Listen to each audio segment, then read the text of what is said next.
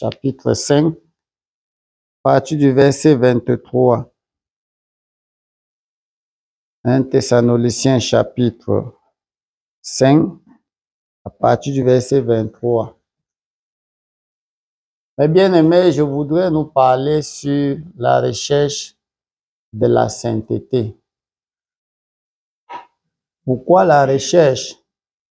Parce que l'homme est permanemment dans des faiblesses énormes et que de temps en temps, il faut qu'il se vérifie, c'est-à-dire qu'il s'examine pour voir s'il est encore sur la place que Dieu l'a ordonné d'être.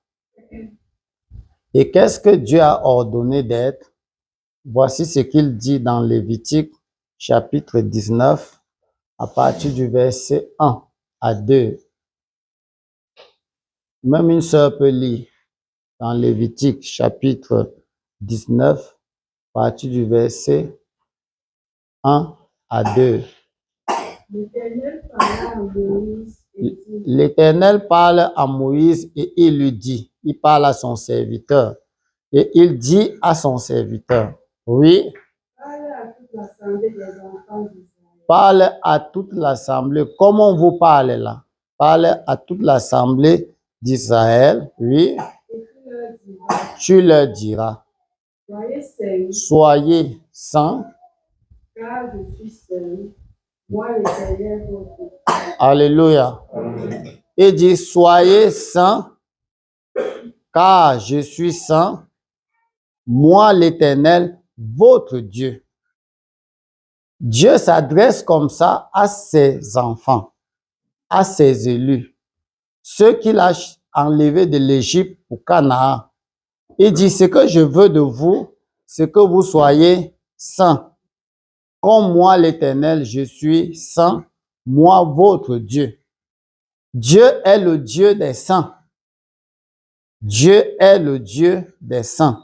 C'est pourquoi il demande que nous devons être saints comme lui. C'est-à-dire, nous devons le ressembler.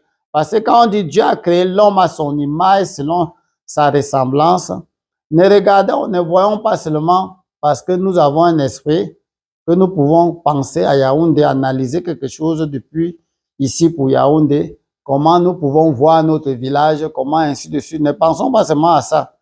Ne pensons pas parce qu'on peut concevoir les choses comme Dieu aussi conçoit. Ne pensons pas seulement à ça. Mais beaucoup plus, pensons à ce que l'identité de Dieu qui incarne la sainteté dit, soyez saints, car moi l'Éternel, je suis saint. Moi l'Éternel, votre Dieu. Pourquoi je reviens sur ça alors qu'on avait vu ça ici un temps? Parce que c'est très important pour nous qui avons dit oui à Jésus-Christ.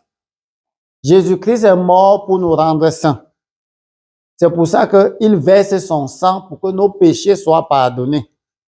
Et quand nos péchés sont pardonnés, automatiquement, on doit être saint. Parce que le sang de Christ nous lave. C'est pourquoi, quand il dit soyez, ça veut dire que c'est chacun de nous qui doit accepter être saint.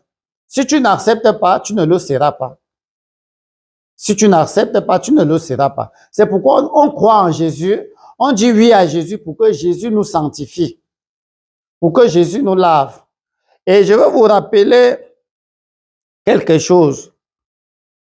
Nous devons être saints au parfait. Pas saints à la manière de la neige, du désert à la neige de la ville. Ne soyons pas saints la qualité là. Nous devons être saints de la manière que, vous voyez, la neige de la ville, si on prend la neige de la ville, là où il y a l'agglomération, on prend le bloc de neige de la ville et on prend le bloc de neige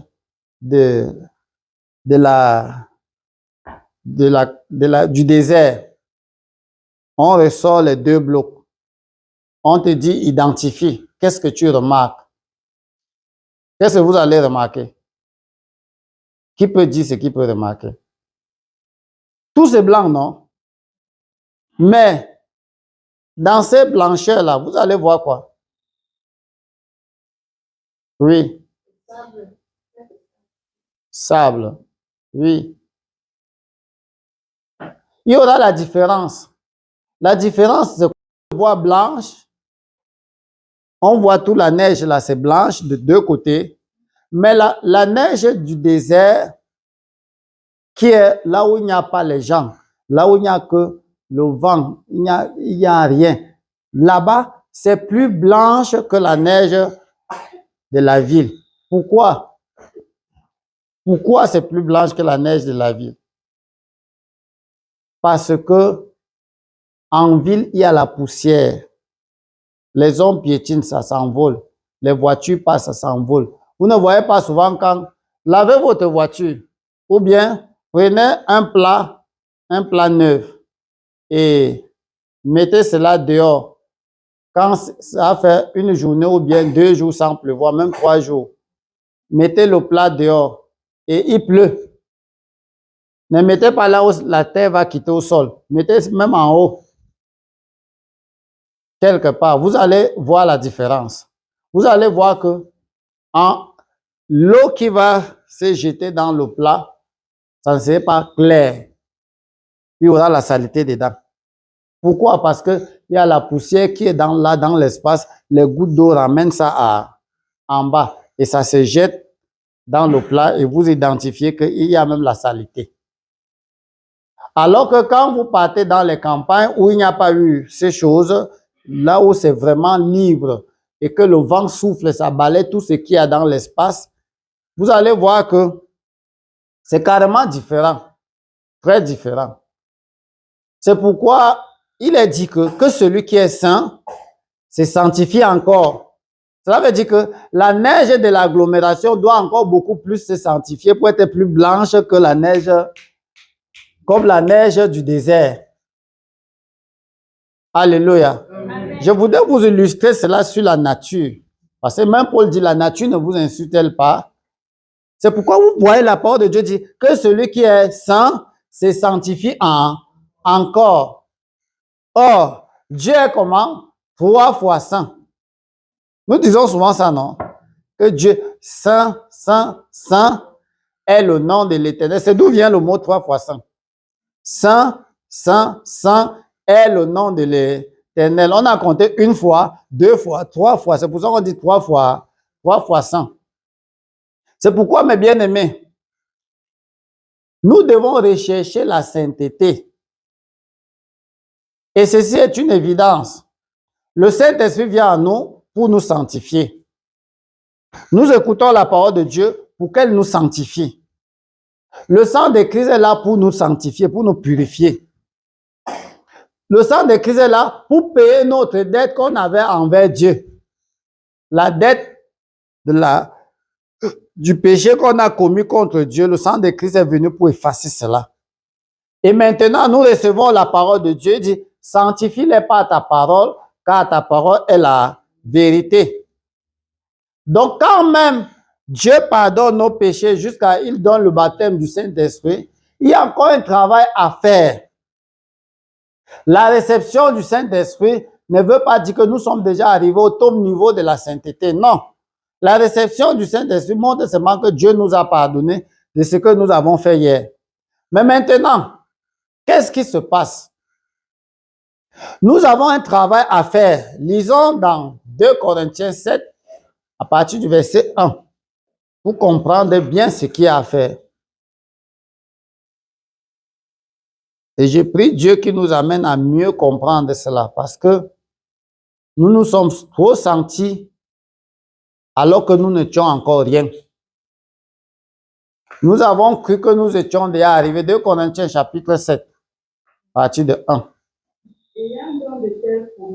Oui, nous avons la promesse d'être que Dieu sera notre Père, nous serons ses fils. Et que il sera avec nous et nous serons avec lui au paradis. Nous avons toutes ces promesses-là. Oui. Comprenez bien, il dit, purifions-nous de toute souillure, oui, de la chair et de l'esprit. Achevez le mot achever montre que les Corinthiens, l'église de Corinthiens n'avait pas encore achevé sa conversion. Pourtant, on dit d'eux qu'ils étaient baptisés d'eau et du Saint-Esprit et les 9 dons. Alléluia. Ils étaient baptisés d'eau, du Saint-Esprit et ils avaient les 9 dons. Mais la Bible dit que ils doivent achever leur conversion et les invite donc à se purifier. Pour l'achèvement de leur conversion, il faut se purifier. Se purifier, c'est se rendre pur et cela aussi inclut la sainteté. C'est pourquoi, comme chez les Corinthiens, comme Paul parle aux Corinthiens, ce soir aussi, on nous invite à rechercher la sainteté. Ceci est évident parce que nous voulons vivre au paradis avec Dieu, Dieu qui est 3 fois saint. Si nous ne comprenons pas cela, qu'il est question d'être dans la sainteté pour entrer au paradis, mais bien aimés, nous allons prendre les choses de Dieu comme à la manière religieuse et penser que nous allons entrer au ciel avec toutes les saletés de la chair, de l'esprit et de l'âme. Il faut que nous comprenions que nous devons nous en débarrasser de toutes les saletés de l'esprit, de la chair et de l'âme. Et c'est très important, c'est une obligation pour nous. Nous ne venons pas ici à l'église pour faire l'aventure. Ou comme les païens disent souvent, je partais un peu me détendre là. Il y a parfois, j'essaie un peu d'aller à l'église pour essayer de perdre le temps. On ne vient pas ici pour s'amuser, pour se promener. Non. C'est pourquoi quand tu viens à l'église, prends les choses au sérieux possible, sachant que ça conditionne ton salut si tu prends au sérieux. Et ça peut aussi devenir pour toi une condamnation si tu ne prends pas ça au sérieux. Parce qu'on te jugera avec ce que tu as écouté, avec la parole qu'on t'a enseignée. C'est ça que Jésus dit, que si je n'étais pas venu, je ne leur eusse point parlé, ils n'auraient point de péché. Mais parce que je leur ai appris ce que j'ai reçu de mon Père, ils n'ont aucune excuse de leur péché. Vous voyez? C'est très dangereux. Et il dit, Père, sanctifie-les par ta parole, car ta parole est la vérité. C'est pour ça que nous venons écouter la parole de Dieu. Le Saint-Esprit vient en nous pour nous transmettre la dictée de Dieu, pour que par cette dictée de Dieu, nous soyons sanctifiés, que nous soyons saints. C'est pourquoi quand quelqu'un écoute la parole de Dieu et il se trouve éclairé et qu'il voit qu'il est coupable, la seule solution c'est quoi? C'est de reconnaître devant Dieu que j'ai mal agi ici, je suis coupable, j'ai mal fait et s'en débarrasser. Et quand tu t'en débarrasses, prochainement tu vas revenir. Tu auras une connaissance tout simplement sur ce que tu ne connais pas. Et ça illumine ton esprit. C'est pour ça qu'on dit que soyez transformés par le renouvellement de l'intelligence. Ça dit, on acquiert la connaissance et cela nous illumine et nous savons maintenant quel est le chemin. Et ça nous sanctifie. Comme aussi, Dieu par le Saint-Esprit peut te révéler certaines choses. Et ça te remet dans le droit chemin. Et nous devons comprendre cela. Donc le chrétien est celui qui est attentif pour sa sanctification. Très attentif. Dieu peut même passer par un frère qui a le Saint-Esprit pour te sanctifier, pour te corriger. C'est pourquoi toute écriture est utile pour enseigner, pour corriger, pour instruire dans la justice, pour que l'homme de Dieu soit accompli, propre à toute bonne œuvre. Alléluia. Amen. Donc nous sommes ici, assis comme ça pour que Dieu nous sanctifie par sa parole. Et nous devons donc rechercher cette sainteté-là en étant attentifs quand la parole de Dieu nous s'adresse à nous. Parce qu'il y a toujours quelque chose que Dieu veut faire en nous en bien pour notre sanctification. Alléluia. Amen. Donc les Corinthiens n'avaient pas encore achevé leur sanctification que Paul vient encore leur dire que comprenez. Ce n'est pas parce que vous êtes baptisé du Saint-Esprit, parce que vous avez les 9 dons qui veut dire que vous êtes déjà arrivé. Non, vous êtes encore trop loin même. Et trop loin comment? Parce que Paul dénotait, il dénotait en eux les œuvres du monde. L'impudicité, les disputes, les querelles, l'inimitié, ainsi de suite, les divisions et beaucoup d'autres choses. Paul dit que vous êtes encore des païens charnels et que vous devez achever votre purification parce que vous n'êtes pas encore arrivés. Et je crois que c'est ça qui nous a beaucoup tués à la vraie église. C'est ça qui nous a beaucoup tués à la vraie église. Nous, les vrais églisiens. Pourquoi? Alléluia. Amen. Parce que comme on a quitté chez les catholiques, on a quitté chez les protestants, les pleins d'évangiles, les partout, on a dit que là-bas, ce n'était pas la vérité. On est arrivé là où on nous dit la vérité. C'est bon, non? Mais que faisons-nous de cette vérité? Et après, quand nous étions encore les enfants, on a vu qu'on était dans l'égarement parce qu'on a quitté des autres religions et peut-être parce qu'on ne nous disait pas ce qu'on nous dit aujourd'hui. Maintenant, on a découvert que vraiment, ici à la vraie église, c'est la vérité. Et on était encore très humble qu'on a saisi. Et on a confessé nos péchés jusqu'à Dieu a eu pitié de nous. Il nous a baptisés du Saint-Esprit. C'est déjà bon. Mais dès qu'on a été baptisé du Saint-Esprit, on a reçu quelques avantages de la guérison, tout. Comme à la manière des Corinthiens, ils avaient le don de guérison. Hein. Ils avaient le don de miracles. Hein. Comme nous avons vu les miracles au milieu de nous. Ils avaient les prodiges hein, chez les Corinthiens. Ils ont vu tout cela. Ils avaient les grands pasteurs. Hein. Apollos était là. Apollos n'était pas n'importe qui. Timothée a prêché là-bas.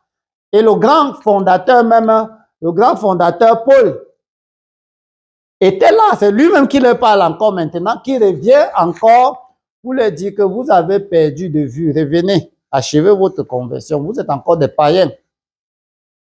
Et regardez, nous avons vu tout ça. Et nous avons commencé à gonfler que nous ne sommes pas comme les autres dénominations. Nous ne sommes pas comme les autres religieux. C'est ça qui nous a tués. Parce qu'on a fait l'étude de comparaison par rapport aux autres dénominations, aux pasteurs des autres églises, et nous nous sentons que nous sommes beaucoup plus mieux. Écoutez, n'oublions pas que comme Dieu travaille ici, il peut travailler ailleurs. Hein. Comprenez? Dieu est suprême.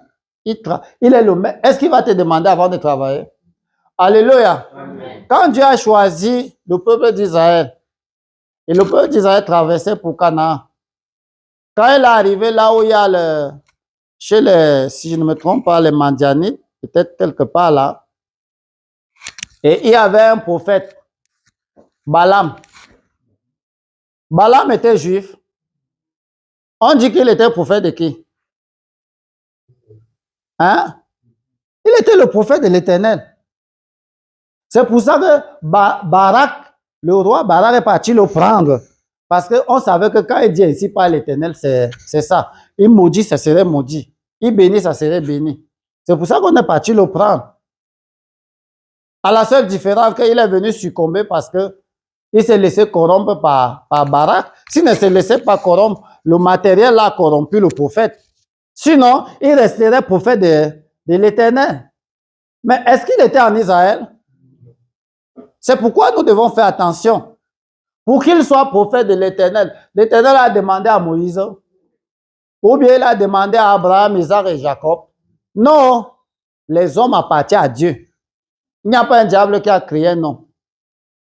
Alléluia. Amen. Donc Dieu peut faire de l'homme ce qu'il veut. C'est pourquoi, mes bien-aimés, craignons que chacun lutte seulement pour se sanctifier encore. Que de se croire que je suis déjà arrivé, je ne suis pas comme les païens, je ne suis pas comme... On n'a pas le droit, on n'a pas besoin de faire l'étude de notre comparaison aux païens, aux hommes. On a besoin de regarder à Jésus. Est-ce que je suis saint comme Jésus? Dieu est 3 fois saint. Est-ce que je suis 1 fois saint? C'est pourquoi vous voyez, quand ça nous dépasse avec les païens, nous commençons à faire l'étude de notre sainteté les uns envers les autres.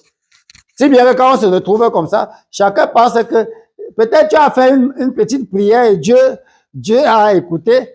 Maintenant, le diable va te faire croire que tu es plus que ta sœur qui est à côté de toi. Il commence à te faire croire que tu es plus que l'autre. Si on est ici à 10 serviteurs ou 10 pasteurs, l'autre qui est là croit qu'il est mieux que l'autre. J'appelle ça l'idiotie spirituelle. Ça dit, c'est une idiotie spirituelle qui ne dit pas son nom. Et c'est ça qui nous tue. C'est ça qui nous tue. Ou bien peut-être que... en fait, je vais dire, parce que je suis venu pour parler. Alléluia. Amen. Il suffit seulement que, supposons que je suis pasteur, hein, ou peut-être je suis un petit pasteur, hein, et maintenant, je prends un frère, je prends peut-être celui-ci, hein, lève-toi, je prends celui-ci, hein, je lui dis maintenant, c'est toi qui vas animer, c'est toi qui vas exhorter maintenant. Du coup, il commence à voir l'autre comme s'il n'est rien. Si on dit que frère ou sœur dirige la prière, c'est fini, le pasteur a sanctifié la sœur. Les autres sœurs sont les pécheresses. Dès qu'il commence à prier maintenant, même à répondre maintenant à la prière, non, lui, il est sanctifié. Bon, voilà les choses qui nous ont tués. Assieds-toi. Ou peut-être que je suis entré en prière 2 jours sans interruption, bientôt il ne salue plus personne. Les 2 jours sans interruption m'a sanctifié. Bonjour frère, bonjour frère. Bon, cet orgueil-là, qui nous mine à la vraie église, on doit quitter ça. Parce que ça ne nous sanctifie pas. Ça nous tue plutôt. Et c'est ça qui tuait les Corinthiens. Alors que quand quelqu'un est sanctifié, vous savez ce qui lui arrive? Il devient plus humble. Et pourquoi? Qui connaît? Quand quelqu'un est sanctifié, il devient plus humble, plus effacé. Qui connaît pourquoi? C'est justement parce que au fur et à mesure qu'il s'avance vers Dieu, il découvre encore Dieu plus saint qu'il ne pouvait imaginer. Ça le brise le cœur. Il voit qu'il a encore beaucoup à faire. Il s'humilie. Il descend. Il dit, Seigneur, qu'est-ce qu'il y a encore que je dois faire? N'avez-vous pas lu l'histoire d'Ésaïe, le prophète, le grand prophète Ésaïe? Quand Dieu s'est révélé à lui, dans Ésaïe chapitre, vous allez lire à la maison, Ésaïe chapitre 6, à partir de 1 jusqu'à 8 même. Quand Dieu lui a montré la vision du ciel, alléluia, amen. Il a vu le temple, la gloire de Dieu remplissait le temple. Et directement, les anges ont commencé à dire, Saint, Saint, Saint est l'Éternel des armées, la terre est remplie de sa gloire. Directement, les fondements du temple ont tremblé. Tout le temple était plein de la gloire de Dieu. Rien qu'au son seulement où les anges étaient seulement en train de rendre gloire à Dieu. Qu'est-ce qu'Ésaïe dit? Alléluia. Lui, le grand prophète, il avait déjà dit ainsi par l'Éternel. Mais quand Dieu se révèle à lui, il dit, malheur à moi, Seigneur, car je suis un homme dont les lèvres sont impures. J'habite au milieu de ceux dont les lèvres sont impures. Il a commencé à confesser. Pourtant, c'est un prophète. Hein. Vous voyez, au fur et à mesure qu'il s'approche de Dieu et Dieu se révèle à lui, bien qu'il a l'honneur, la grâce de Dieu d'être prophète, mais il va descendre. Et qu'est-ce que Dieu dit?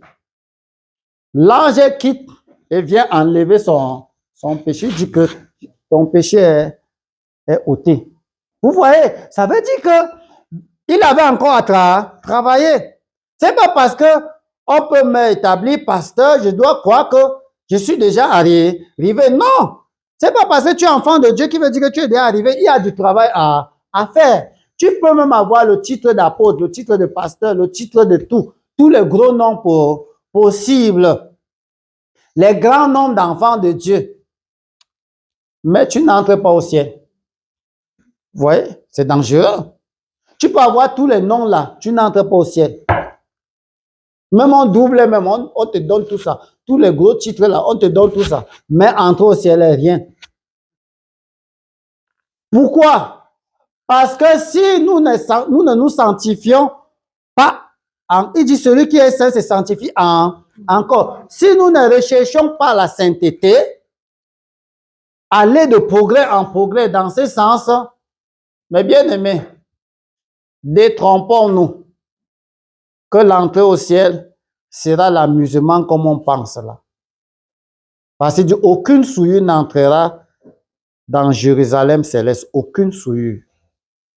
C'est pourquoi, pour identifier un vrai enfant de Dieu, ou un vrai serviteur, ou une vraie servante de Dieu, qu'il est en train de sanctifier, s'approche de Dieu, vous verrez que au fur et à mesure que les années passent, il devient de plus en plus humble. Là, tu sauras que celui-ci se sanctifie. Je vous dis vrai. Quelqu'un, vous voyez quelqu'un, il gonfle, il montre qu'il est trop. Il montre même qu'il prêche trop. Il montre même qu'il anime trop. Il fait trop, qu'il est beaucoup plus. Comprenez que il n'est pas différent du sorcier qui est au quartier. Je vous dis la vérité. C'est quelqu'un de mauvaise vie. Même s'il fait les services dans la maison de Dieu, c'est quelqu'un de mauvaise vie. Quand Dieu descend pour le voir, il voit que... Attendez, la mauvaise vie du diable au ciel était quoi? Hein? Alors, si l'orgueil a caractérisé la mauvaise vie du diable jusqu'on l'a chassé au ciel, c'est sur la terre que ça serait une bonne vie. C'est pourquoi, mes bien-aimés, faisons attention. Recherchons la sainteté. Quand on est dans ce chemin-là, ce chemin nous dégonfle seulement. Le chemin de la recherche de la sainteté nous amène seulement à descendre, à nous humilier, Comprenons, le chemin de la sainteté fait que tu descends seulement. Si bien que même quand un frère dit amen à ta prière, tu rends même gloire à Dieu que, Seigneur, merci, qui suis-je pour mériter une telle grâce? Si bien que quand tu laves le sol comme ça, quelqu'un vient avec la boue, il entre, il salit avec la boue. Tu dis, Seigneur, merci parce que on a encore salé pour que je lave. Tu serais même content. Je vous dis la vérité, ça va vous paraître un peu ridicule, mais je vous dis, c'est vrai. Pourquoi? Parce que si on ne salit pas, tu deviendras paresseux. Tu l'avais que ça soit propre éternellement pour que tu puisses dormir, n'est-ce pas? Pour faire ton paradis sur la terre comme si tu es déjà arrivé. Non. Tu l'avais pour qu'on salisse et que tu continues à travailler pour Dieu. On dit servir Dieu de servir les hommes. Et si on est humble de cœur, il serait difficile maintenant encore de se fâcher de quelqu'un. Tu fais seulement ton travail. C'est pourquoi Jésus nous dit, à nous les prédicateurs, que quand vous aurez accompli ce qui a été dit, dites que nous sommes des serviteurs inutiles. Mais le manque d'humilité fait que quand on a déjà fait, on commence à montrer que vraiment, Dieu m'assistait, Dieu avec moi. Voilà la mentalité idiote. Voilà la mentalité idiote qui vient du monde du diable. Qu'on ne devait pas trouver ça au milieu de nous, les chrétiens. On ne devait pas trouver cela. Mais chacun gonfle, chacun quelque chose. C'est là où nous échouons dans la marche avec Dieu. C'est là où nous devenons des aveugles, des bouchers. On ne comprend plus Dieu. Et c'est ce qui a tué les enfants d'Israël. Ils ont vu leur Dieu les a délivrés des miracles, des prodiges. Nous avons le grand Dieu. Nous ne sommes pas n'importe qui. La Bible nous montre que les enfants d'Israël souffrent aujourd'hui, c'est à cause de l'orgueil.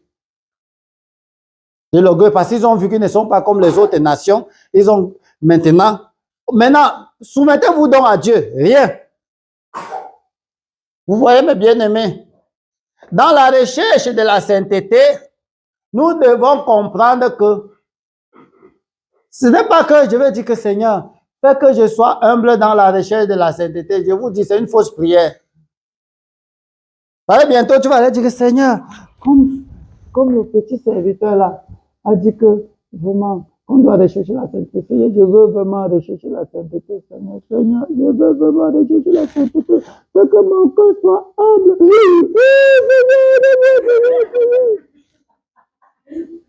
Il n'y a rien là, il n'y a rien. Il n'y a rien. Alléluia, il n'y a rien.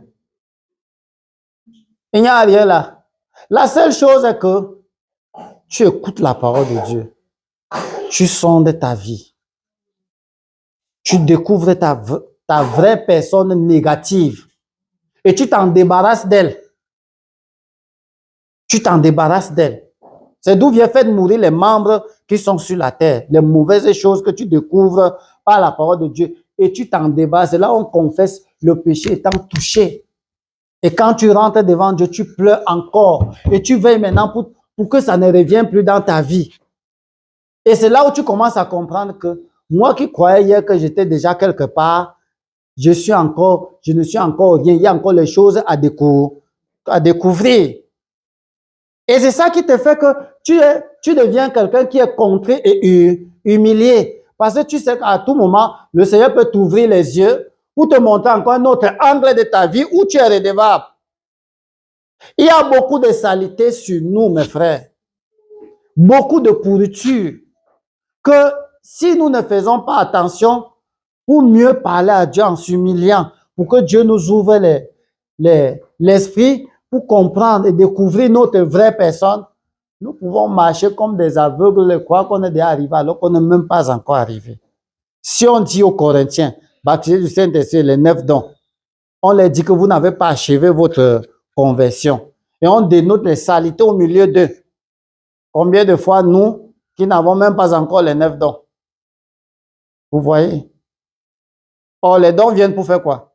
C'est pour sanctifier le peuple, c'est pour l'édification de l'Église. L'édification veut dire nous nous construisons. C'est dans le sens de la sainteté. C'est pourquoi, mes frères, soyons humbles et recherchons la sainteté. C'est très important.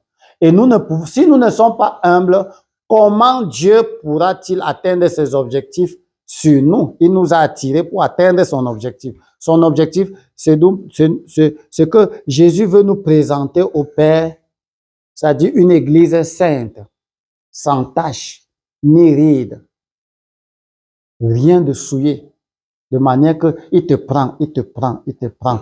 Nous formons l'église sainte, sans tache, ni ride. Et quand il présente au Père, il peut dire au Père que Seigneur, j'ai fait mon travail. Mais si nous venons et il n'y a rien, le Saint-Esprit nous parle nuit et jour, on est là dur. Chacun fait comme il veut. Comment le Seigneur sera content de nous, mes frères? Comment? Quand on se sanctifie encore, mes bien-aimés, tu as de la valeur devant Dieu, même si les hommes ne t'aiment pas. Tu as de la valeur devant Dieu, même si tout le monde te hait. Tu as de l'importance devant Dieu, devant les anges de Dieu, même si tu es pauvre, même si tu n'as rien, même si on t'insulte à gauche, on te menace à droite, on te ridiculise par-ci et par-là, et que tu es saint, tu te sanctifies, tu es la personne que Dieu veut pour le paradis. Et il n'y a rien à faire. Personne ne te fera quoi que ce soit passer. Dieu avec toi. Alléluia. C'est ça qu'il nous faut. Vous pensez qu'un petit comme moi, un petit chrétien comme moi, si je me sanctifie, je vais avoir peur d'un grand sorcier? Non. C'est quand ma vie n'est pas bonne que je peux avoir peur d'un sorcier. Parce qu'il va passer par ma mauvaise vie pour m'atteindre. Alléluia. C'est pourquoi, mes bien-aimés, laissons-nous tailler par Dieu. Laissons-nous purifier par Dieu. C'est pour ça que lisons un peu le texte. 1 Thessaloniciens 5, 23. Que le Dieu de paix vous sanctifie. Ici, le serviteur de Dieu sollicite. C'est une prière qu'il adresse à Dieu. Que le Dieu de paix vous sanctifie lui-même. Vous sanctifie lui-même. Est-ce à dire que toi, tu n'as pas ta part dedans? Alléluia. Comment Dieu nous sanctifie lui-même?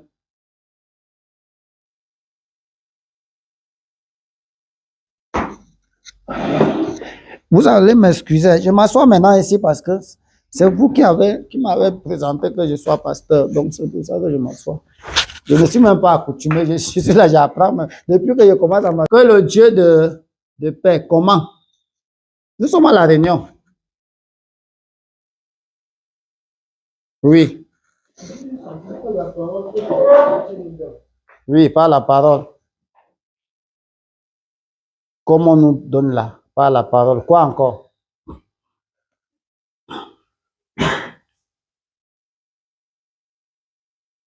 Même par le Saint-Esprit qu'il a mis en toi.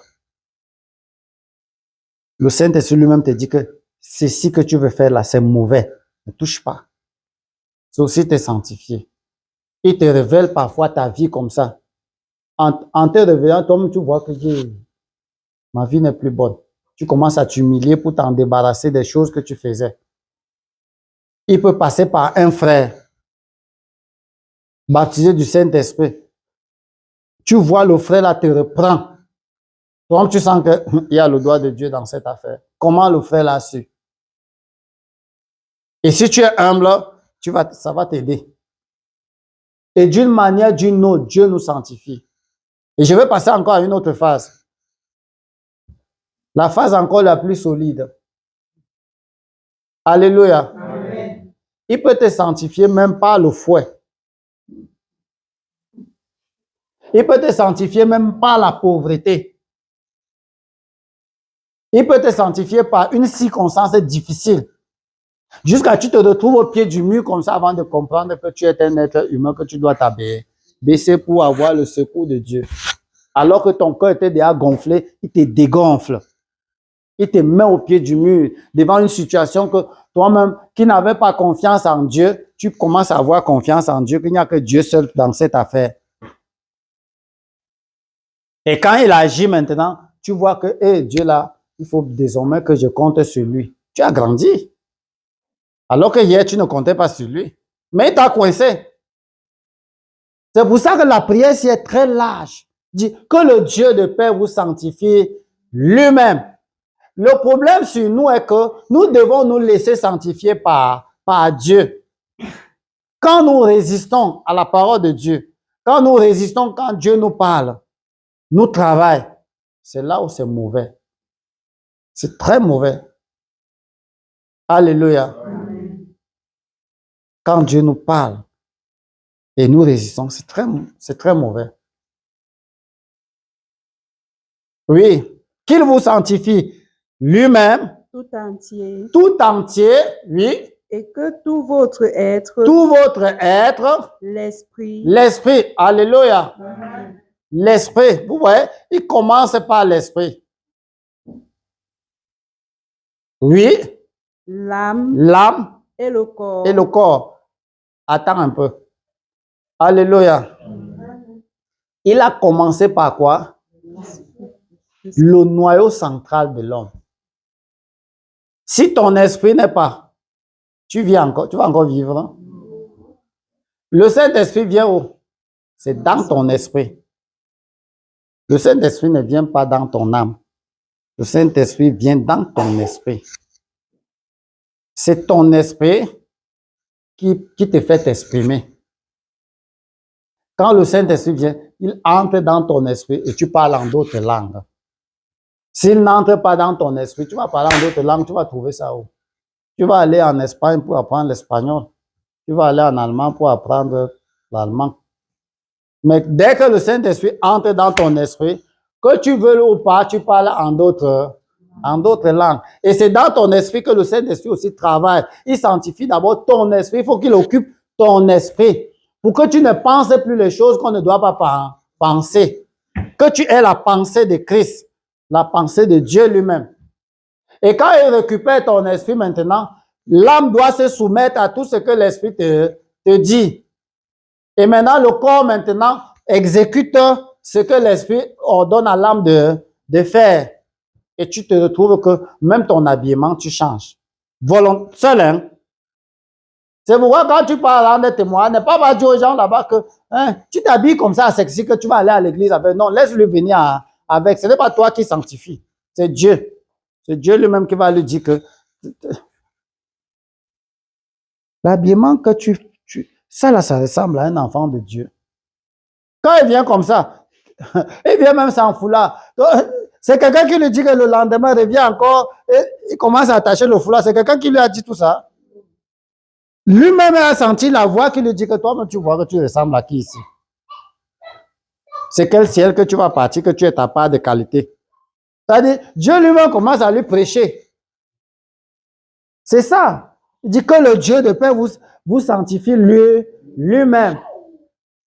Parce que si vous n'êtes pas convaincu par Dieu, vous ne pouvez pas abandonner certaines choses. Alléluia. Je vous dis, j'aimais beaucoup le football. Hein. J'aimais beaucoup le football. Hein. Tellement que c'était devenu même comme la sorcellerie pour moi. Mes ongles là, comme si j'enlève mes ongles là sont les renouvelés. L'autre ongle pas comme ça, l'autre ongle pas comme ça. Parce que c'était écorché. Parce que quand je jouais même sans chaussures, je coule, l'ongle saute, ainsi de suite. Alléluia. Mais il a fallu que Dieu me persuade. Alléluia.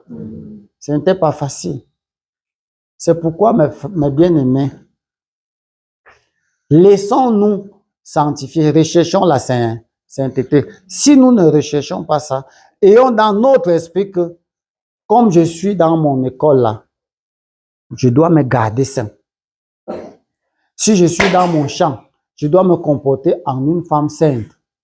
Je suis à l'église là, je suis là pour la sainteté. Ce n'est pas pour l'or et l'argent. Le Seigneur peut te donner ça, il peut te donner ça, il va te donner ça. Mais si tu es saint, ça viendra seul. Et si ça ne vient même pas, tu es qualifié pour le ciel. Alléluia. Alors que tu peux voir quelqu'un là, il est même millionnaire, milliardaire, même il a beaucoup même de trucs, mais il ne se sanctifie pas. Ça serait quoi? Un autre, il se sanctifie, il est millionnaire, milliardaire, mais il se sanctifie. Il gagne à tous les niveaux. C'est pourquoi, mes bien-aimés, nous vivons dans un continent pauvre. Pauvre parce qu'il y a la pauvreté. Mais au moins, ce soyons riches en sainteté. Parce que ce monde-ci ne nous appartient pas. Si on a beaucoup d'argent, on va toujours quitter, non? Si on a même quoi, on va toujours quitter. Alors, conservons, recherchons ce qui est éternel. La sainteté dans la vie d'un chrétien, ça reste. Si nous luttons pour garder. Parce que Dieu qui est saint est éternel, pas sa sainteté. De même aussi, si nous sommes saints, nous serons éternels. C'est pourquoi, mes bien-aimés, il dit que l'esprit, l'âme et le corps soient conservés. La conservation, si Dieu t'a transformé et tu es devenu saint, conserve cela, soit irréprochable. Lutte pour ne pas être reprochable. C'est pour ça que nous faisons les bonnes œuvres en craignant Dieu, en se débarrassant du mal. Nous faisons ce qui est bien pour que nous restons conservés dans la sainteté. Parce que le mal fait que tu perds la sainteté. Et quand nous faisons ce qui est bien pour la gloire de Dieu, nous nous conservons dans la sainteté. C'est pourquoi nous restons dans la parole de Dieu. Chaque fois, il faut que nous fassions comme Dieu demande pour rester saint. Quand Dieu t'a pardonné, la lutte est que tu luttes pour être de plus en plus sanctifié. C'est meilleur. Si même les gens commencent à rentrer dans le monde en imitant le monde comme les enfants d'Israël convoitaient l'Égypte, pour toi, aie les yeux vers Canaan et sache que tu dois te sanctifier encore. Que le Seigneur nous bénisse par cette parole. Au nom de Jésus-Christ. Amen. Amen.